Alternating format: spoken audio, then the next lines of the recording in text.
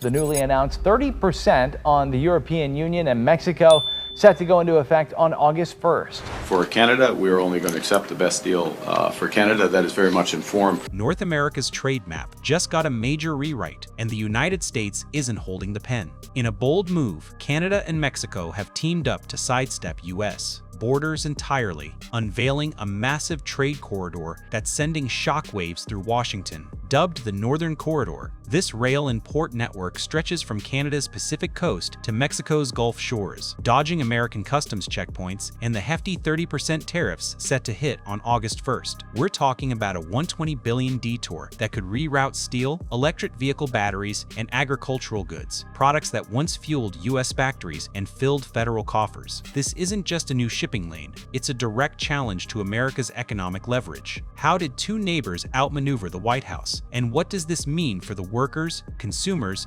and policymakers left scrambling? Let's break it down and see why this corridor could reshape the continent's supply chains before the first train even rolls. The U.S. has long been the hub of North American trade, with Canada and Mexico relying on its ports and highways to move goods. In 2024, the U.S. raked in $760 billion in trade with Canada and $840 billion with Mexico, accounting for a third of its total imports. But that dominance is under threat. Earlier this year, President Trump announced a 30% tariff on goods from Mexico and the European Union, with Canada facing a 35% hike, citing trade imbalances and security concerns. The tariffs, set to kick in on August 1st, were meant to protect American industries. Instead, they've pushed Canada and Mexico to find a workaround. The Northern Corridor, a 4,400-mile rail and port system linking Prince Rupert in British Columbia to Mazatlán in Mexico, is their answer. It's a high-stakes bet to keep trade flowing without U.S. interference, and it's already changing the game. This corridor isn't just a pipe dream, it's backed by serious money and infrastructure. Canada's been pouring billions into its Pacific Gateway for years, with $2.3 billion allocated in 2020 to upgrade Prince Rupert's port. New docks, rail spurs, and grain silos have turned it into a powerhouse, moving 23 million tons of cargo annually. This summer, another $2.5 billion in upgrades will boost capacity for double-stack trains, speeding goods from Asia through Canada to markets in the U.S. Midwest faster than ever. Mexico's not sitting idle either. President Claudia Sheinbaum approved $1.6 billion last December to modernize 6 key ports, including Manzanillo, which is on track to handle 10 million containers a year, rivaling Los Angeles. A new toll-free highway through Sonora and Durango ties it all together, creating a seamless route that avoids U.S. soil. Our tariffs will remain in place until the U.S. tariffs are withdrawn, and not a moment sooner. The message is clear. Canada and Mexico are building a trade artery that doesn't need Washington's blessing. The numbers behind this project are staggering. The Northern Corridor could divert $120 billion in trade, about 10% of the combined U.S. trade with Canada and Mexico. That's steel coils that won't roll through Detroit, EV batteries skipping Michigan, and soy bypassing U.S. rail yards. For the U.S., it's not just lost cargo, it's lost revenue. Customs and Border Protection collected $92.3 billion in duties and fees in 2023, a lifeline second only to IRS taxes. Even a small shift in trade routes could wipe out billions, with merchandise processing fees alone netting $126 billion from 38.4 million entries last year. If shippers opt for the corridor's tariff-free path, those fees vanish, leaving a hole in the federal budget the size of a small state's economy. And it's not just about money. Every diverted shipment means less leverage for the U.S. to dictate trade terms. For American workers, the impact is already hitting home. The auto industry, a backbone of the Midwest, employs 10.1 million people,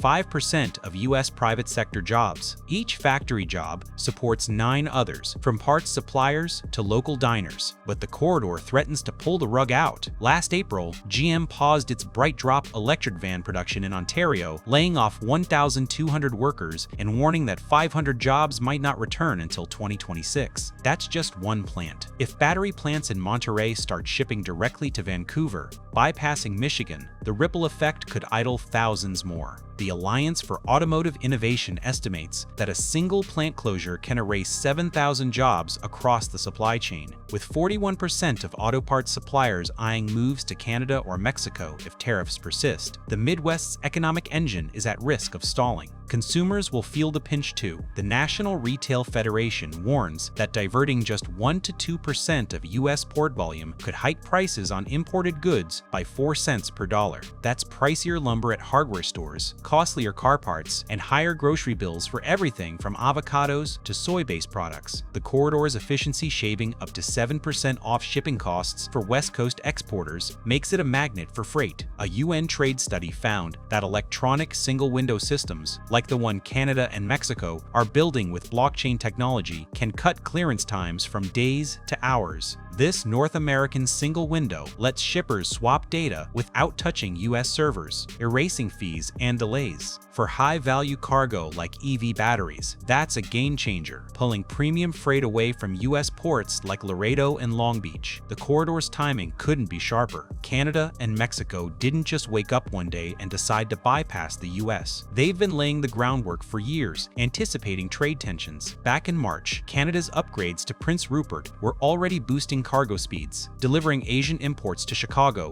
a day faster than routes through Seattle. Mexico's port investments, meanwhile, are outpacing U.S. infrastructure. Manzanillo's new docks will be ready before Trump's tariffs even take effect, with Navy engineers boasting that the concrete will set in time to handle a flood of tariff-free cargo. This isn't a reaction, it's a strategy. By linking their ports and rails, Canada and Mexico are creating a trade network that's not just faster, but immune to U.S. policy swings. Washington's response has been slow to catch up. The U.S. relies on its customs system to generate revenue and enforce trade rules, but the corridor flips that script. A blockchain-based single window means certificates of origin are validated instantly without U.S. oversight. That's a billion-dollar revenue stream gone, as shippers file foreign-to-foreign transfers instead of paying U.S. fees. Customs brokers call it regulatory seepage. Freight follows the path of least resistance, and with factories already restless, the shift could accelerate. A recent Auto Parts Association survey found that 41% of suppliers are considering relocating to Canada or Mexico if tariff uncertainty drags into late 2025. Once those moves happen, they're hard to reverse, leaving U.S. plants and workers in the dust. The corridor's backers aren't shy about their goals. They call it a Panama Canal on rails, a route that cuts sailing times and costs while dodging U.S. tariffs. For Canada and Mexico, it's a chance to deepen ties and reduce reliance on an unpredictable U.S. market. The $3.3 billion private consortium bankrolling the project sees it as a bet on stability, not just savings. For Washington, it's a wake-up call. Every mile of rail from Prince Rupert to Mazatlán is a reminder that trade leverage isn't guaranteed, it's earned. The U.S. can keep auditing paperwork, but it can't tax a train that never crosses its border. And as freight diverts, the pressure mounts on American factories, ports, and consumers. The Midwest is already feeling the heat. Longshore unions report a 30% drop in cargo through Los Angeles and Long Beach, blaming Trump's tariffs for spooking shippers. Dock workers worry that once freight shifts to Prince Rupert or Mazatlán, it won't come back. The United Auto Workers are sounding similar alarms, warning that every canceled production run chips away at the supplier base that keeps Detroit alive. Capitol Hill is starting to notice, with aides calculating the ripple effects of plant closures. One paused factory can tank 9,000 jobs when you count suppliers and local businesses. Multiply that by the corridor's potential to reroute hundreds of thousands of vehicles, and the Midwest faces a fiscal cliff, not just a slowdown. This isn't just about economics. It's about who sets the rules. Canada and Mexico are betting on infrastructure and cooperation, proving they can move faster than Washington's policy machine. The corridor's first trains are set to roll before the August tariffs even hit, a signal that Ottawa and Mexico City aren't waiting for permission. For the U.S., the choice is stark: double down on tariffs and risk losing more trade, or negotiate a truce to keep cargo flowing through American ports. The Northern Corridor isn't just a bypass, it's a test of whether the White House can adapt before the economic fallout hits Main Street. Every diverted shipment widens the gap between U.S. costs and Canadian-Mexican efficiency, exactly the opposite of what the tariffs aim to achieve. So, where does this leave North America? The Northern Corridor is more than a trade route, it's a statement. Canada and Mexico are rewriting the playbook, showing they can thrive without U.S. middlemen. For American workers, it's a looming threat to jobs and livelihoods. For consumers, it's a warning of higher prices. And for policymakers, it's a race against time to rethink a strategy that's pushing allies away. The first locomotives are already warming up, ready to roll from Prince Rupert at dawn. Their whistle isn't just a sound, it's a signal that the balance of trade power is shifting. Will Washington fight to keep its place at the table, or watch its neighbors build a new one without it? The answer will shape not just supply chains, but the future of North American trade.